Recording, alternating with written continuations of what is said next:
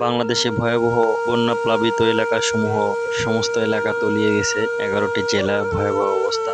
তার মধ্যে সবচেয়ে বেশি খারাপ অবস্থা হচ্ছে ফেনীতে। তো এই সমস্ত বন্যার্ত মানুষদের কাছে বিভিন্ন প্রতিষ্ঠান, বিভিন্ন স্বেচ্ছাসেবক, বিভিন্ন মানুষেরা সাহায্য করতেছে। কোরআনের সূরা মুনাফিকুন, কোরআনের 63 নম্বর সূরা 10 নম্বর আয়াতে আল্লাহ রাব্বুল আলামিন বলেন, আমি তোমাদেরকে যে রিজিক দিয়েছি তোমাদের কারো মৃত্যু আসার আগেই তা থেকে খরচ করো। মৃত্যুর সময় সে বলে, হে আমার রব, আমাকে কেন আরেকটু সময় দিলে না, তাহলে আমি দান করতাম ও নেক লোকদের মধ্যে সামিল হতাম।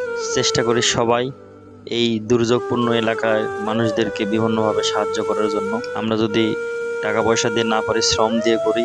শ্রম দিয়ে না পারলে অন্তত তাদের জন্য আমরা দোয়া করি, আল্লাহ যাতে তাদেরকে এই মুসিবত থেকে রক্ষা করে, ইনশাআল্লাহ।